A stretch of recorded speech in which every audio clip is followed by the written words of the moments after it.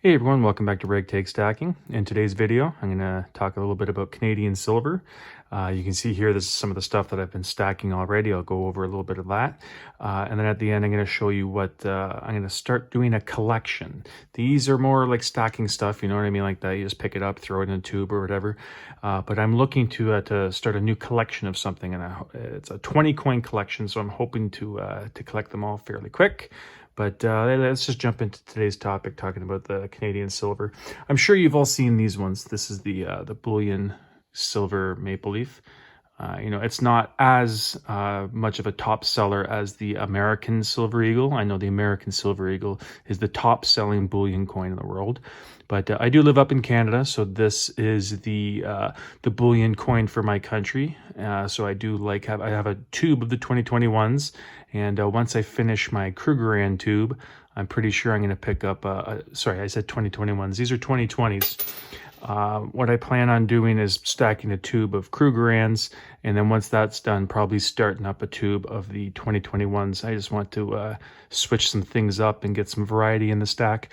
But I love the coins. It's one of my favorite coins, and I don't want to get anything that is earlier than 2018. 2018 is when the Royal Canadian Mint implemented their mint shield technology. A lot of people were complaining about the milk spotting. So I do appreciate that the Royal Canadian Mint listened to their customers, because it was a big complaint with everyone talking about the how much they milk spotted, like the how many of the tubes people get, like all of them are milk spotted. So the quantity and the amount on each coin was a lot too. You would just get a full coin full of milk spotting, not just a little spot here. Or if you say, oh, look at this little corner, you would get coins that were just both sides just completely milk spotted. And they looked ugly. It doesn't take away from this intrinsic value of the coin. It's still worth 1 ounce of silver, but you're spending the money, you're spending the premiums on a bullion product. You want it to look nice, you know what I mean? It's one of those things where it's a deal breaker for people with those milk spots. So they listen to the customers. Hey, we're going to be losing people if we don't do something about this. So they went and implemented their mint shield technology. So it's the milk spotting happens when the detergent that they use to clean the coins doesn't get completely cleaned off on its last thing they do, I guess the process. They have a bunch of processing where they heat it and clean it and stuff. On the last cleaning process, some of this detergent doesn't get completely cleaned off, and then it goes and gets heated again, and it gets like baked into the coin, or you know what I mean? That's where the milk spotting comes from. So they say it could take a week or a month or years for them to show up. But since the coin wasn't properly cleaned of that detergent, that's where the milk spotting comes from, and the mint shield helps to prevent that. But like I said, everyone knows the maple leafs, the bullion coin. As I said, in the States, the bullion coin is the American silver eagle. Up in here, it's the maple leaf. But I do like some of the varieties that they have. My favorite that they do is the reverse proof. They do a reverse proof maple leaf, and they have a privy mark on a lot of them. And I do like the design of that, where it's that frosted finish as opposed to the radial lines there. The radial lines do look good just on the base coin there, but I do like the extra effort that they put onto this frosted back. And then the proof, you can actually see a little bit better on the queen side. I know a lot of people don't care for this side of the coin, but you can see the more proof, the proof mirror-like finish on the queen's face. Like I said before, the reverse proof on the maple side, you can't see quite as clearly the shine and the proof because of the designs that they have on there, but you can definitely see how shiny and proof the queen is there, and then the frosted field. So that's one of my favorite things that they've done, kind of like a variety just to switch things up. And it's a lower mintage and it is more expensive, so it's not something that I'd look to collect a tube of. But if I do see any of the reverse proof maple leafs that catch my eye, especially if it's a privy that I like, I've been looking for the Bigfoot privy. That's one of the ones that I want to get next. But yeah, I'll definitely stop and pick those up. And just like in the States and in other countries, but I live in North America, so I do get primarily a lot of American and a lot of Canadian stuff. So I'm using those as examples, but I do know that there are other countries with stuff with, their own constitutional or their own circulated coins. But I'm going to be talking more about US, Canada. The Canadian coins, they are primarily 80% what I've been stacking. I know in the States it's the 90%ers where you got the Mercs, and I'm not going to go all of them. You know the names of them and that, but the dimes, the quarters, the half dollars. We have the same thing up here in Canada. These are the Canadian silver dollars, and this is the earliest one that I have. It's a 1939, and it's actually like a commemorative dollar. They made these from 1935 to 1967. And 1967 was actually the goose, so that's another commemorative one. So they do have, I believe it's 6 commemorative ones. They have this goose one here from 1967. As I said, they have the Parliament Building one from 1939. This one is the Quebec Charlottetown commemorative one from 1964. That design, as I said, it's kind of a simple design. It's not my favorite design of all the coins that they have, but that's the 1964 Charlottetown, Quebec one. And then this one here is the 1958. This one's the 1958 100th anniversary of the founding of British Columbia, I believe it is. I love that totem there. They do have one from The one that I don't have is the one from 1949. That one is to commemorate Newfoundland becoming a province, I believe. And the rest of the coins, like I said, they run from 1935 to 1967. I showed you some of the commemorative in the variant style. The other coins, they basically look like this. It's called the Voyager. That's what the design is on here. It's the 2 guys in the canoe there, and you can see it kind of looks like scratches if you look at it, but it's supposed to be the northern lights. So those are supposed to be rays of light that you see in the background there, not scratches. There's a big crack in the coin there. Let me just get a better coin here so you can see. So yeah, so you're not looking at that big crack that I'm talking about. I just mean these little scratches there, those little lines that kind of look like scratches. Those are meant to be on the coin, and they're supposed to represent the northern lights. So, and this is 62, so it's got the long neck Liz there. And this one here, I believe it was 1952 was the last time that they had King George VI on the Canadian coins. And then starting in 53 is when the coins were minted with the Queen Elizabeth II on them.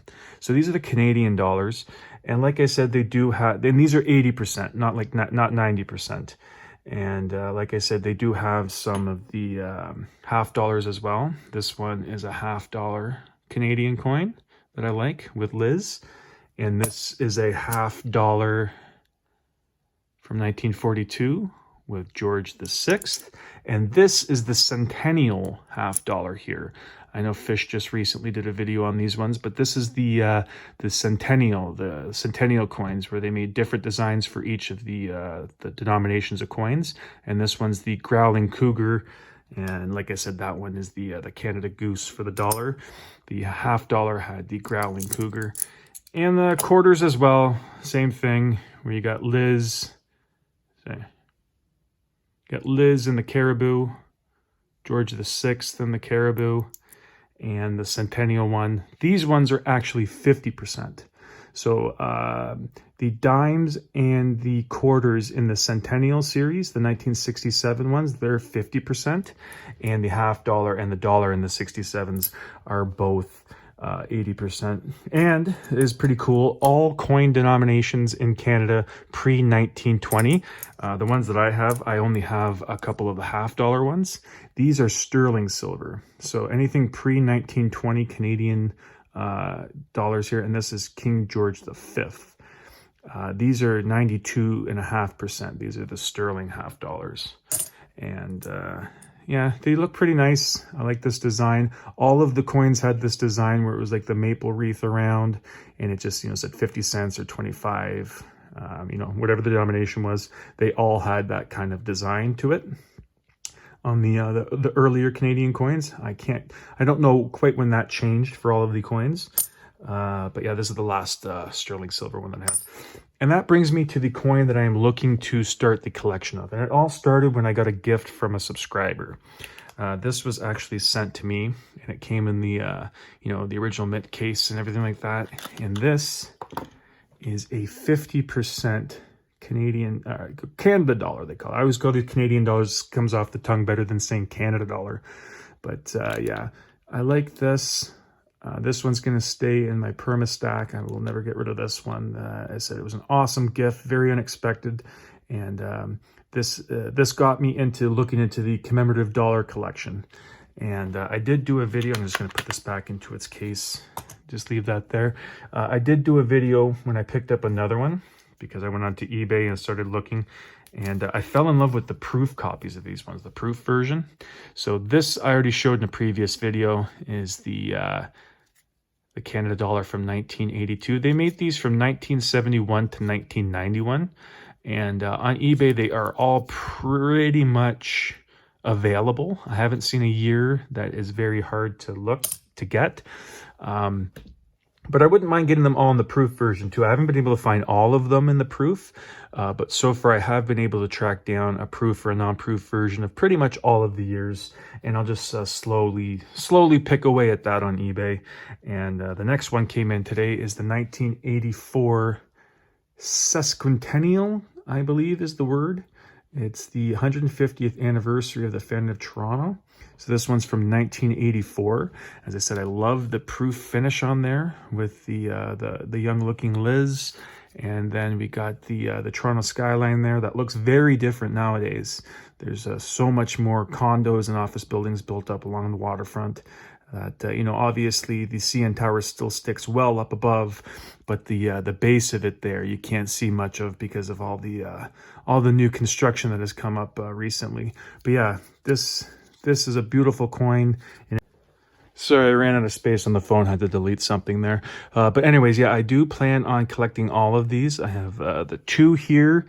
I said this one I'm going to leave in the case. I do want to pick up another one of these 1979 coins, the Griffin coin there. So I do want to pick up like a proof version of that one. Like I said, this one is off to the side. I'm not going to include it in this collection here. I want to keep that on its own. Like I said, it was a very nice gift.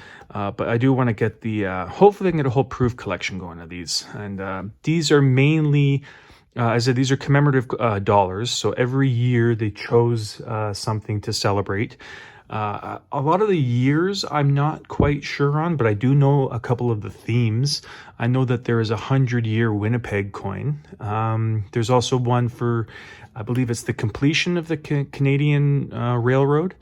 Then there's another one that is Calgary. It's got a guy on like a bucking bronco. It's probably celebrating the Calgary Stampede. They have one that's the chair of the Senate. That one's kind of boring. It's just like a throne type chair. But, you know, as I said, it's part of the collection. I believe that one was 1976. I can't remember. But yeah, a lot of these coins are really, really nice. Yeah, there was a Royal Canadian Mint one. Sorry, not a Royal Canadian Mint. The Mounted Police, the RCMP. So they have a Mountie one. I believe that one's from 1973. And they have made 2-ounce bullion coins out of that design. And they've also made 4/9 fine gold coins out of that design. It's a very classic design with the Mountie mounted on his horse. And it's a very, very classic looking coin. And I can see why they've made, you know, updated versions of bullion products with that design. But yeah, that's basically it for today. I just want to talk about my Canadian coin collection there. Let's throw a little bit in there. I just want to show a little bit of the junk silver there. And like I said, I do want to start getting the collection going of these. I got the proof Regina 100-year and the proof 1984 Toronto 150-year. So yep, they're all on eBay, so I'll slowly chip away at that. I'm going to keep them in the, I know I don't like these, but I'm going to keep them in here. You know, it's, I don't want to get, I don't need to get capsules for them this way. I don't plan on putting them in a tube because they're proof and I don't want them to get scratched up. So this, I'm perfectly fine with keeping them in. You know, it's just going to be 20 of the coins there to collect, so it's not that big of a deal leaving it in the cardboard that I generally dislike. But anyways, let me know in the comments if you've been collecting any or stacking any Canadian coins. I know that even if you live in the States, if you go on JM Bullion or all the online bullion dealers, these are all prevalent. You'll be able to pick up a lot of these products here, like the Kraken, the 2-ounce Kraken there. I know a lot of people like that. But you'll be able to easily pick up Maple Leafs. Not too sure how easy it is to get your hands on some junk Canadian silver, but there's always eBay. I find that the Canadian dollars and half dollars on eBay have been the best deal for a while now, and that's where I pick up a lot of it. Plus, you can get eBay bucks by picking up constitutional junk silver on eBay, and you can put that towards bullion products. So it all works out going on eBay trying to get junk silver. But anyways, I've been rambling on long enough. So like I said, thank you for watching, and I hope you come back for the next one. Thank you.